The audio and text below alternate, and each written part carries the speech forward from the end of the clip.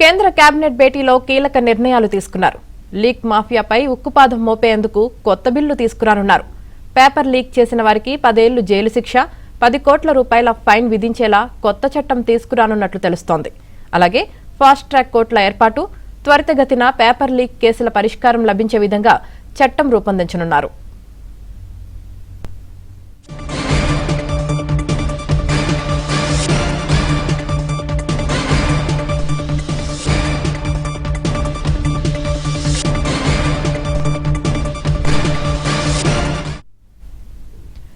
అటు కేంద్ర మంత్రులతో సీజేపీ ప్రతినిధులు భేటీ అయ్యారు. ప్రభుత్వం తరపున కేంద్ర మంత్రులు నడ్డా, జితేందర్ సింగ్, సీజేపీ తరపున సౌరవ్ దాస్, అశుతోష్ రాంకా హాజరయ్యారు.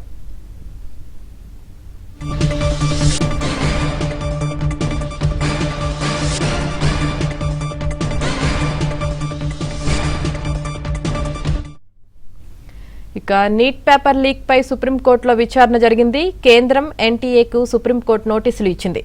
పేపర్ లీక్ తర్వాత చేపట్టిన సంస్కరణల పురోగతిపై కేంద్ర ప్రభుత్వం ఎన్టీఏ సమగ్ర అఫిడవిట్ దాఖలు చేయాలని సుప్రీంకోర్టు ఆదేశించింది.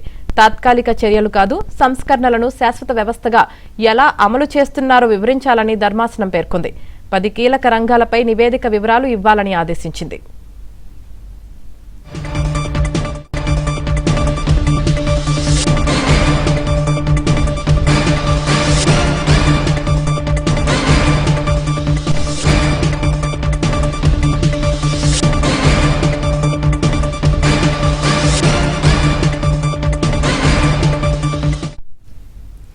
ఇక ఓవరాల్ గా ఇదే అంశానికి సంబంధించి పూర్తి సమాచారం మా Delhi bureau chief Krishna live లో అందిస్తారు. కృష్ణ,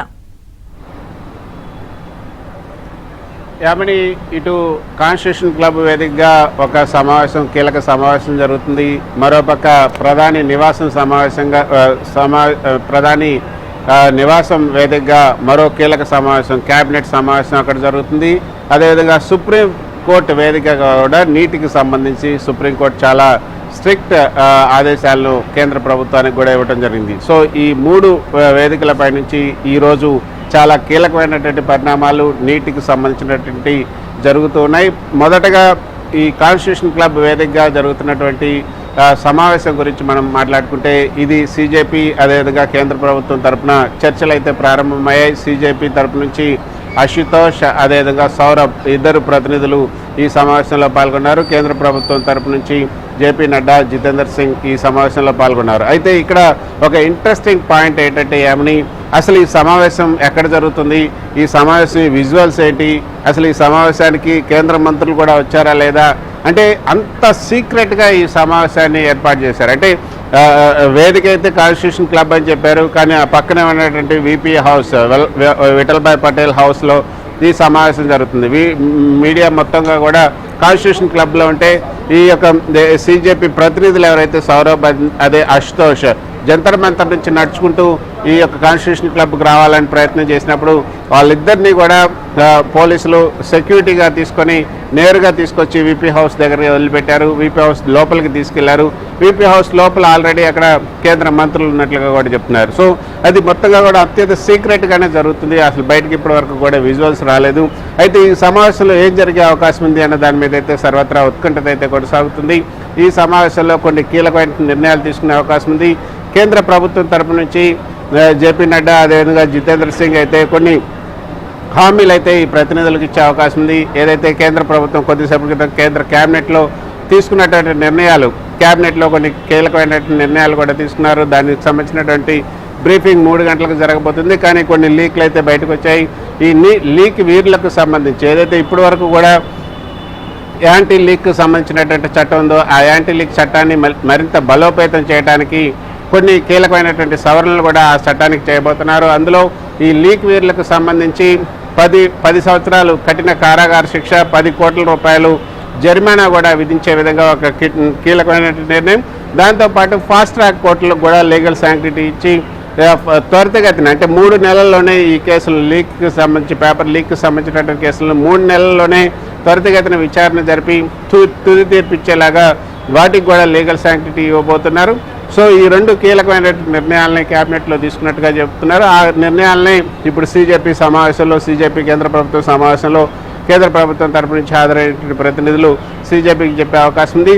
అయితే నీట్కి సంబంధించి కానీ లేకపోతే ఇతర ఇకపై జరగబోయే ఒక పేపర్ లీకేజీలకు సంబంధించి కేంద్ర ప్రభుత్వం ఎటువంటి చర్యలు తీసుకోబోతుంది, వాటన్నిటి గురించి కూడా సీజేపీకి చెప్పే అవకాశం ఉంది. అయితే సీజేపీ ప్రతినిధులు దీనిపైన సంతృప్తి వ్యక్తం చేస్తారా, ఈ డెడ్ లాక్ ముగుస్తుందా లేదా అనే దాని మీద అయితే కొంత అనుమానాలు అయితే వ్యక్తం అవుతున్నాయి. ఎందుకంటే సీజేపీ ప్రతినిధులు ఈ సమావేశానికి వెళ్ళటానికి ముందే ఒక కీలకమైనటువంటి డిమాండ్ ఉంచారు.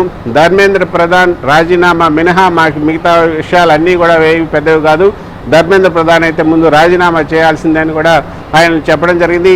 మరో ముఖ్యమైనటువంటి అంశాన్ని కూడా వాళ్ళు ప్రస్తావించారు. అసలు వాంగ్చుంగ్ని ప్రభుత్వం కిడ్నాప్ చేసి వాళ్ళ ఆధీనంలో ఉంచుకొని ప్రభుత్వం చెప్పినట్లుగా వాంగ్చుంగ్ నడుచుకున్నట్లుగా మాకు అనుమానాలు వస్తున్నాయి. ఎందుకంటే మేము కలవటానికి సీజేపీ ప్రతినిధులు వాంగ్చుంగ్ని కలవటానికి మమ్మల్ని మేదంతా హాస్పిటల్కి అలౌ చేయలేదన్న అంశాన్ని కూడా ఆయన చెప్పారు. మరో ముఖ్యమైనటువంటి అంశం సీజేపీ ప్రతినిధులు చెప్తున్నటువంటి అంశం ఏంటంటే అసలు బిల్లు ఏంటి, బిల్లులో ఏముంది, దాంట్లో ఉన్నటువంటి అంశాలు ఏంటి, అవేమీ చూడకుండా మేమేమీ కూడా హామీ ఇవ్వలేము, ఈ యొక్క నిరసన దీక్షను ముగిస్తామని. కాబట్టి మేము ముందు ఆ బిల్లును చూడాలి, అందులో ఉన్నటువంటి విషయాలు చూడాలి, ఆ తర్వాత మేము చెప్పాల్సినటువంటి విషయాలు కూడా చెప్తాం.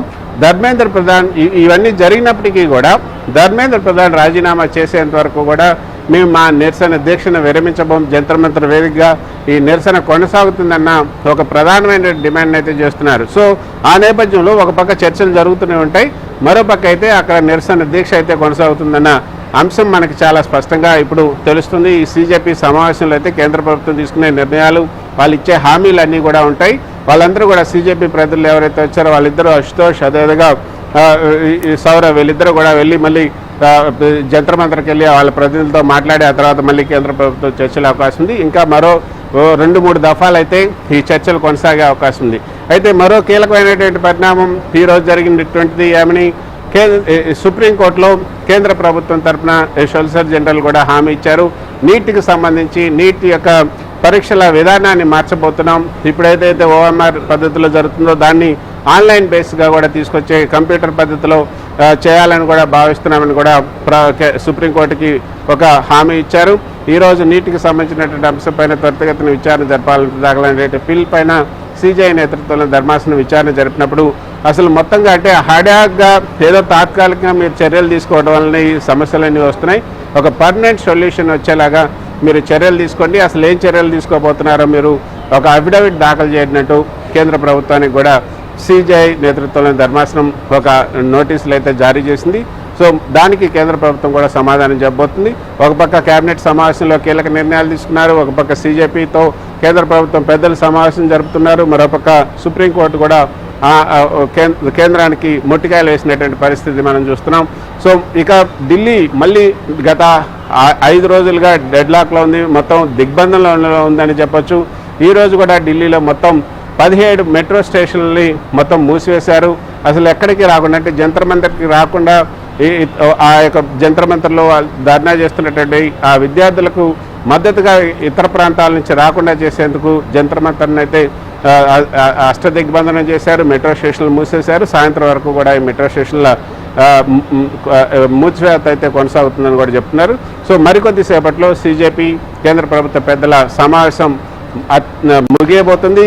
కానీ ఇక్కడ సమస్య అత్యంత రహస్యంగా ఈ సమావేశాన్ని జరపాల్సినటువంటి అవసరం ఏంటి, దీనికి సంబంధించినటువంటి ఫోటోలు కానీ విజువల్స్ని కానీ ఇప్పటి వరకు బయట పెట్టకపోవడానికి కారణం ఏంటి, ఎందుకు పారదర్శకత లేకుండా ఈ సమావేశాన్ని కేంద్ర ప్రభుత్వం ఏర్పాటు చేసింది.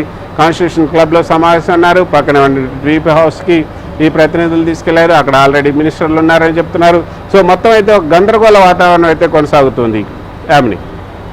Right, thank you Krishna.